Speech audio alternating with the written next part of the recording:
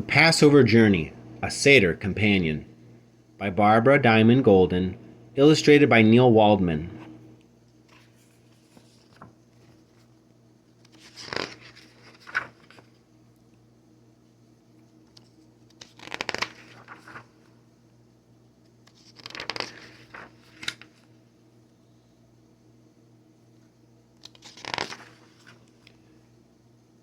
Part 1. The Israelites' Journey, the story of Exodus.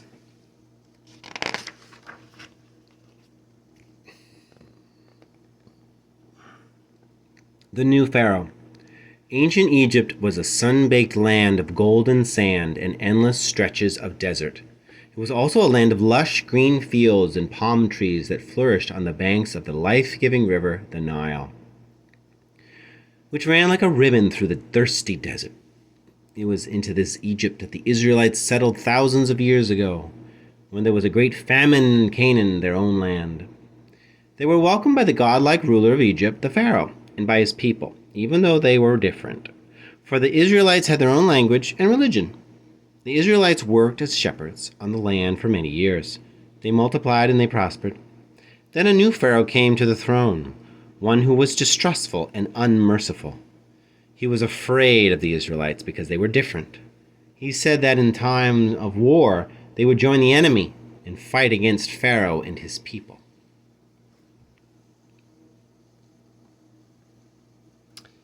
This new Pharaoh made the Israelites into slaves. He hoped they would grow weak working in the broiling Egyptian sun. He hoped they would bear fewer children. He hoped they would grow sickly and die. Making bricks and mortar and building cities under the cruel watch of Pharaoh's taskmasters became the Israelites' lot instead of shepherding their own flocks. The taskmasters whipped them, beat them, sometimes even killed them. More straw, more bricks, higher walls. Pharaoh increased the slaves' burdens. With all this, the Israelites still had sturdy, healthy babies. They still grew in numbers, and Pharaoh was still afraid of the Israelites. His magician's prophecy played on his fears. One day a boy will be born to the Israelites, they said. He will grow to be their leader and free them all from slavery. Pharaoh could not rest. He ordered the midwives, Shiphrah and Puah, who ministered to the Israelite women, to kill each newborn Israelite boy. The good women could not bear to follow Pharaoh's orders. They gave him excuses, saying, "Those Israelite women are so strong, they give birth by themselves before we even arrive." So Pharaoh thought of another plan. He ordered that all baby boys born to the Israelites must be thrown into the waters of the Nile River. What sorrow and anguish filled the hearts of the Israelites when they learned of Pharaoh's newest command. Baby Moses. At the risk of her own life, one Israelite mother, Yocheved, kept her baby's birth a secret. When his lusty cries made hiding him impossible, she lovingly crafted a wicker basket, waterproofing its sides with sticky birch sap. She placed her baby in it and set the basket among the reeds by the riverbanks. His sister Miriam watched over it. Boats sailed down the river, but only birds came near the basket. Then Miriam heard splashing in the water. She saw that Pharaoh's daughter had come to bathe. Pharaoh's daughter noticed the basket. "Fetch it," she told a slave girl. Pharaoh's daughter opened the basket and saw Yocheved's baby. She knew he was an Israelite and pitied him, for she was not as cruel as her father. Miriam saw the princess's face soften with love and stepped forward. "I know a Hebrew woman who could nurse the baby for you," Miriam bravely told the princess. "Shall I get her?" "Yes," said the princess. So Miriam ran and brought the baby's own mother. Yocheved back to Pharaoh's daughter. "Nurse this child for me," the princess said, "and I will pay you." Feelings of joy and hope overwhelmed Yocheved, but outwardly she was calm and serious and agreed to the princess's command.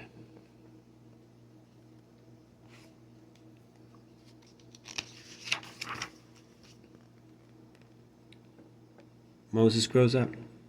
Yocheved kept her son for 3 years. Then, as had been agreed, she brought him to the princess, who took him as her own. "I'll name him Moses," the princess said, which means I drew him out of the water. This is how Moses, an Israelite, came to grow up in the Pharaoh's palace. Though Pharaoh could be a cruel ruler, at home in his palace he would sometimes play with the child Moses and laugh at his games. One day, while Moses sat on Pharaoh's lap, he reached for something pretty and glittery that Pharaoh was wearing. It was his crown. Moses took the crown and playfully put it on his own head, giggling as he did so. Pharaoh did not think this was amusing. "Look how the boy took my crown," Pharaoh said indignantly to his advisers. "Maybe this Israelite that my daughter drew from the water wishes to take away my kingdom. I have not forgotten the magician's prophecy." Pharaoh and his advisers decided to test little Moses by putting two objects in front of him: a glowing piece of hot coal and a shiny piece of gold. "If he takes the hot coal," said one of the advisers, "then we know he was just being playful and meant no harm to you. But if he reaches for the gold, then we know he is greedy and cunning and may someday take away your kingdom." The coal and the gold were put before little Moses. And when the child began to reach for the gold, God sent an angel, the angel Gabriel, to help Moses. Gabriel pushed Moses' hand away from the gold so that Moses grabbed the coal instead. As a child often does with shiny objects, Moses put the hot coal into his mouth. He immediately cried and dropped the coal, but it was too late. The coal had burnt part of his lips and tongue. From then on, Moses spoke with a stutter, but at least he was saved from Pharaoh's anger. Even though Moses grew up in the comfort of the Pharaoh's palace, he did not forget his brothers and sisters, the Israelite slaves. He would watch them make mud bricks and carry them from one place to another. He helped them with their burdens whenever he could, for it pained him to see how they were being treated. One day he saw a slave master severely beating a slave. This so outraged Moses that he stepped in, struck the Egyptian, and killed him. Afterward, Moses grew afraid of what would happen to him if Pharaoh learned what he had done, so Moses ran away to the land of Midian.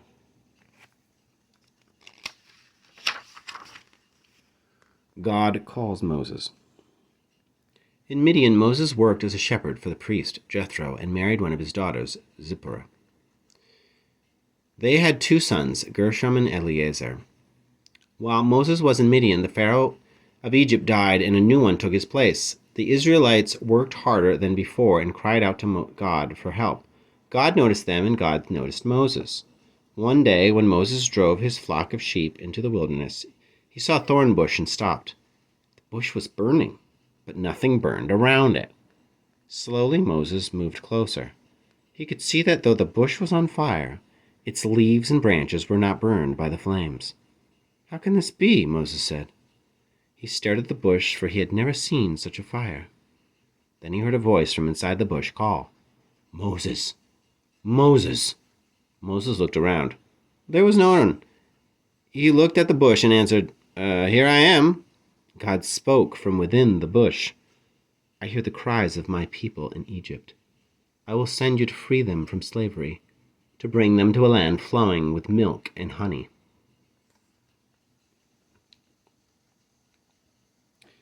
"Me? Go before Pharaoh?" protested Moses.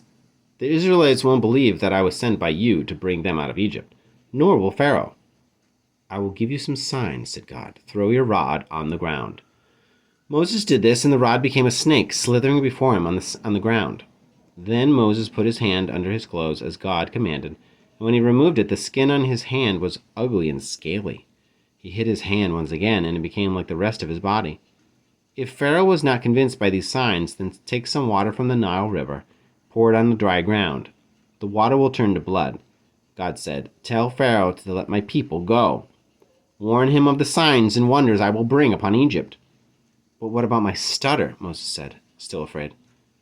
"There is your brother Aaron," said God. "He speaks well, and he will help you. Even now he is coming to meet you. Go back to Egypt, Moses. I will be with you."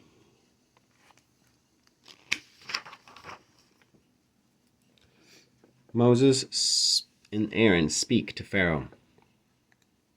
When they came to Egypt, Moses and Aaron spoke with the elders of the Israelites. They showed them and all the Israelites God's signs. The people recognized God's presence and rejoiced. Then Moses and Aaron went to see the Pharaoh.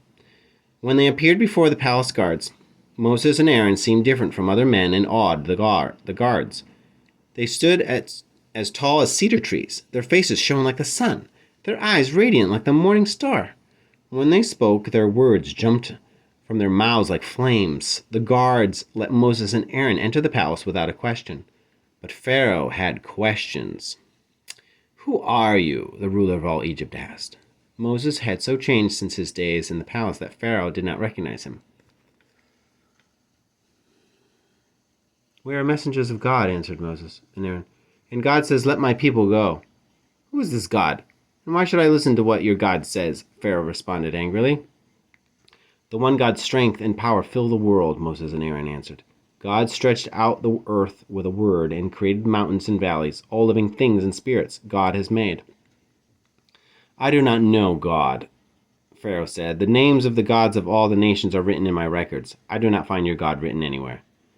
"Your books have the names of statues, of idols," said Moses and Aaron. "The one God is a living God."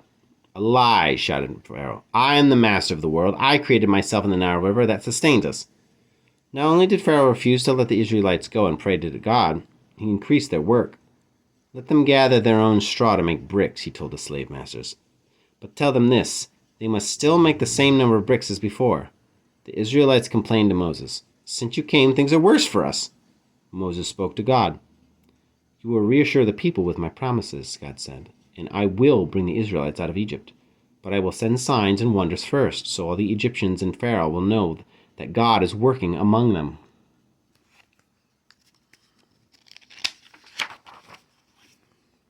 The 10 Plagues. Moses and Aaron went before Pharaoh again. They told Pharaoh that if he did not let the Israelites go, God would work signs and wonders in Egypt. "God will turn the waters of the Nile to blood," they said. "My magicians can do this trick," the Pharaoh boasted. "Why should I let the Israelites go?" So Aaron stretched his rod over the waters of Egypt, and God sent the first sign. All the waters in this hot, dry land turned into blood, even in the wells and drinking cups, all except the water in the land of Goshen, where the Israelites lived. Moses and Aaron went before Pharaoh. "God says, 'Let my people go, or I will send a second sign and plague your whole land with frogs.'" Pharaoh would not listen. So Aaron stretched his rod over the waters, and a giant frog appeared. As he walked, armies of little frogs leapt from the giant frog's mouth. Down the road they went, into the Egyptians' homes, into their beds, ovens, and bread bowls. The frogs were everywhere, under and over and in between. "Stop these frogs," Pharaoh said, "and I will let your people go." As soon as the frogs were gone, Pharaoh became stubborn again. So God sent a third sign to Egypt. When Aaron struck the dust of the earth with his rod, every particle of dust turned to lice. The tiny insects lodged in the Egyptians' hair and nested on their animals. All of Egypt itched and scratched. Pharaoh's own magician said, "Our spells cannot produce lice. This is God's work." But Pharaoh would not listen to them. God sent a fourth sign to Egypt. Out of the desert came lions, panthers, scorpions, and snakes, racing, leaping, and biting. Birds of prey circled through the air, darkening the light of the sun and the moon. "Go," Pharaoh said. "Take your people. Just ask God to remove these creatures." God sent the wild animals back into the desert, and Pharaoh changed his mind. God says, "Let my people go, or there will be more signs and wonders in Egypt," Moses told Pharaoh. But Pharaoh remained stubborn and would not let the Israelites go. God sent more signs to Egypt, a fifth, a sixth, a seventh. The animals of the Egyptians, their horses and donkeys, camels, cattle, and sheep, became sick and died. Boils and blisters fell on the Egyptians, covering their bodies with sores and pain. And a fiery hail fell on the land, striking all that were in the open field, man, animal, grass, and tree. As soon as one plague stopped, the Pharaoh would break his word and refuse to let the Israelites go. God would work another sign on the land, an eighth, a ninth. Locusts came, and the whirring sound of thousands of their wings filled the land. These insects ate every bit of green left after the hail, every leaf and every blade of grass. They filled the palaces and houses of the rich and the poor. Then a darkness settled over Egypt, so thick that the people could touch and feel it. They were frightened of it. Never had the Egyptians seen such a darkness before. They could move from their places nor see another person or animal, even if they were next to them. Then God told Moses about the 10th and most terrible plague. After this sign, God told Moses, "Pharaoh will let my people go. To keep the Israelites safe, they must listen and do things that I tell you. You must take a lamb and slaughter it. Then you must dip a leaf branch in its blood and mark your doorposts with its blood is a sign to me.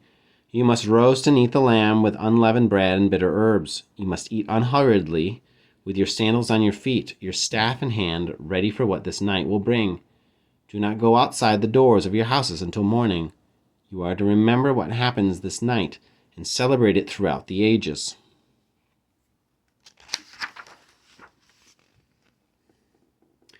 The Israelites did everything that God told Moses they should do. They sacrificed and ate, watched and listened. In the middle of that night of waiting, the Israelites heard a terrible wailing coming from the houses of the Egyptians. The firstborn of the Egyptians were dead, male and female, the servants and Pharaohs. But the Israelites were safe, for God had seen the blood on their doors and passed over their houses.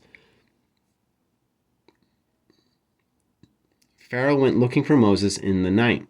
Being a firstborn, he was afraid that he too would die. He hurried to Goshen where the Israelites lived, calling for Moses as he wandered through the streets. Moses and his family were inside their houses eating the roast lamb and singing praises to God. "Moses," Pharaoh begged at the window when he had found the right house, "what can I do to end this plague?" "Call out, 'Israelites, go free,'" said Moses. "Call loudly." Pharaoh called out. Miraculously, his words were magnified so that the call to freedom sounded throughout the land of Egypt.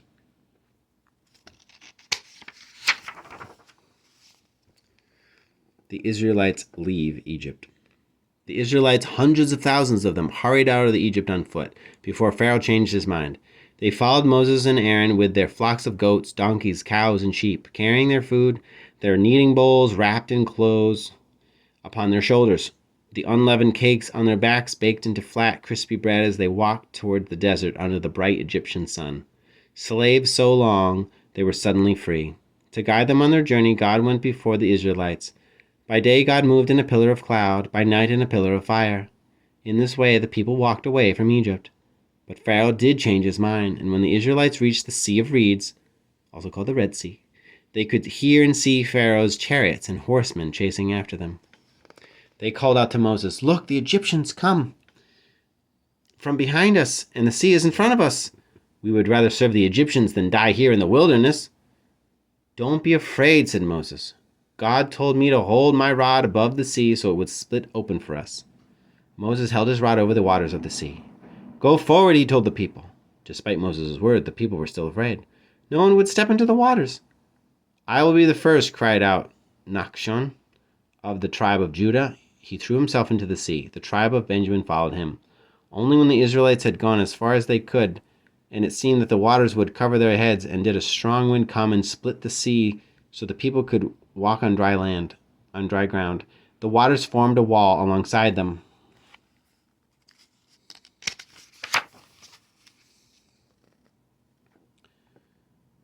The chariots still followed, but as soon as the Israelites came out of the sea path, Moses lifted his arm, and once again the waters fell over the Egyptians, drowning each one of them. The Israelites saw that they were safe. On the sandy banks of the sea, they sang a song of praise to God, a song of thanks for all of God's signs and wonders. The bitter had turned to sweet, the fear to joy. The Israelites turned their backs to slavery and began their journey to that desert mountain where they would receive the holy law, the Torah. This law would guide their freedom and give it new meaning.